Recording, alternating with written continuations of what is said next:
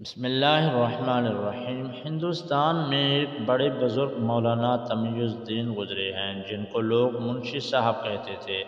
ایک مرتبہ ایک گاؤں سے گزر رہے تھے کہ گاؤں کے لوگ جمع ہیں اور سامنے کسی آدمی کا جنازہ رکھا ہے۔ منشی صاحب وہیں کھڑے ہو گئے۔ لوگوں نے کہا، منشی صاحب آپ جنازہ پڑھائیں۔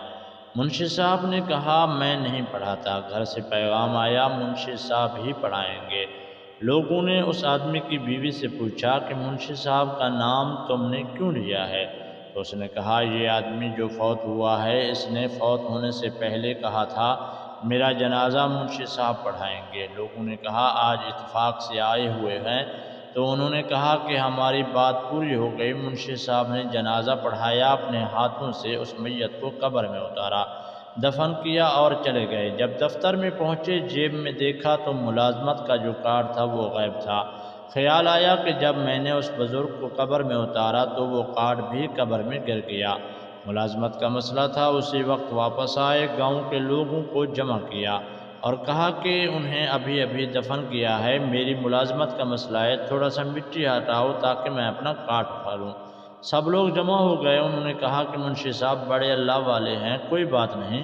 مٹی کو ہٹایا، جب اس کے کفن کے قریب پہنچے تو کیا دیکھتے ہیں، ساری قبر گلاب کے پھولوں سے بھری پڑی ہے۔ منشی صاحب کو اپنی ملازمت بھول گئی، سیدھے اس عورت کے گھر گئے اور جا کر کہا، اماں بتاؤ یہ جو بزرگ تھا اس کا عمل کیا تھا؟ بوڑھی عورت نے عجیب بات کہی۔ اس نے کہا، یہ تو ان پڑھ تھا، زبانی اس نے چند صورتیں یاد کر رکھی تھی، لیکن لکھنا آتا تھا نہ پڑھنا آتا تھا۔ مجھے اس کے نکاح میں آئے 45 سال ہو گئے ہیں۔ ایک کام یہ روزانہ کرتا تھا، صبح جب نماز پڑھ کر فارغ ہو جاتا تو قرآن سامنے رکھ لیتا اور اس کے سطروں پر انگلی رکھ کر کہتا، اے اللہ تو نے یہ بھی سچ کہا، یہ بھی سچ کہا، یہ بھی سچ کہا۔ قدرت اللہ شہابہ نامہ میں بتاتے ہیں کہ ایک بار میں کسی دور دراز علاقے میں گیا ہوا تھا۔ وہاں پر ایک چھوٹے سے گاؤں میں ایک بسیدہ سی مسجد تھی۔ جب جمعہ کی نماز پڑھنے اس مسجد میں گیا، وہاں ایک نیم خواندہ سے مولوی صاحب اردو میں بے حد طویل خطبہ دے رہے تھے۔ ان کا خطبہ گزرے ہوئے زمانوں کی عجیب و غریب داستانوں سے اٹاٹا بھرا ہوا تھا۔ کسی کہانی پر ہنسنے کو جی چاہتا تھا، کسی پر حیرت ہوتی تھی، لیکن ایک داستان کچھ ایسے انداز سے سنائی کہ تھوڑی سی رکت طاری کر کے وہ سیدھی میری دل میں اتر گئی۔ یہ قصہ ایک باپ اور بیٹی کی باہم محبت و احترام کا تھا۔ باپ حضرت محمد صلی اللہ علیہ وسلم تھے اور بیٹی بی بی فاطمہ الزہرا رضی اللہ تعالی عنہ تھے۔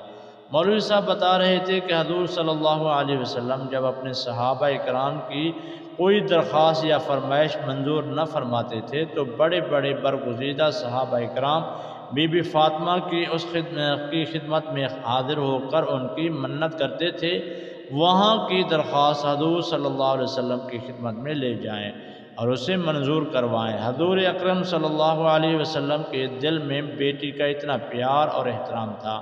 اکثر اوقات جب بی بی فاطمہ اور کوئی درخواست یا فرمائش لے کر حاضر خدمت ہوتی تھی تو حضور اکرم صلی اللہ علیہ وسلم خوش دلی سے منظور فرما لیتے تھے۔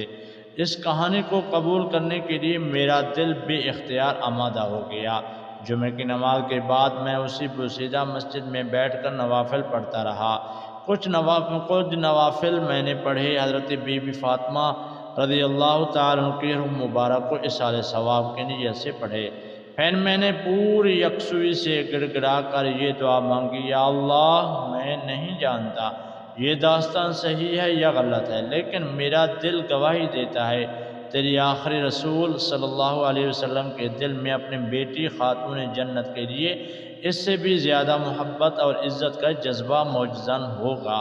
اس لیے میں اللہ سے درخواست کرتا ہوں کہ وہ حضرت بی بی فاطمہ سلام اللہ علیہ کی روح کو اجازت مرحمت فرمائیں کہ وہ میری ایک درخواست اپنے والد گرامی کے حضور میں پیش کر کے منظور کروا لیں۔ درخواست یہ ہے کہ میں اللہ کی راہ کا متلاشی ہوں، مجھے روحانیت کے راستے میں چلنے کی توفیق عطا فرما۔ اس بات کا میں نے اپنے گھر میں یا باہر کسی سے ذکر نہ کیا۔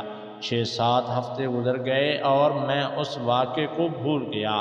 پھر اچانک 7 سمندر پار کی میری ایک جرمن بھابھی کا ایک عجیب خط موصول ہوا، جو مشربِ با اسلام ہو چکی تھی اور نہایت اعلیٰ درجے کی پابند صوم و صلاتت خاتون تھی۔ انہوں نے لکھا کہ رات میں نے خوش قسمتی سے فاطمہ الزہرا رضی اللہ تعالیٰ عنہ کو خواب میں دیکھا۔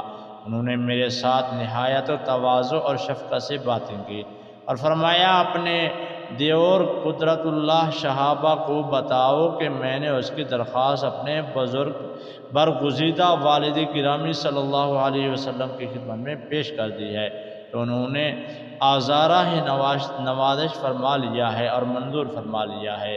یہ خط پڑھتے ہی میرے ہوش و حواس پر خوشی اور حیرت کی دیوانگی سے طاری ہو گئی۔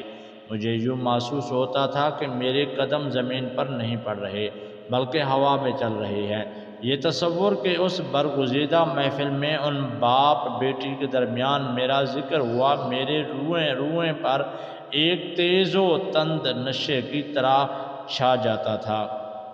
کیسا عظیم باپ صلی اللہ علیہ وسلم اور کیسی عظیم بیٹی 2-3 دن میں اپنے کمرے میں بند ہو کر دیوانوں کی طرح اس مسرار کی مجسم صورت میں بنا بیٹھا رہا۔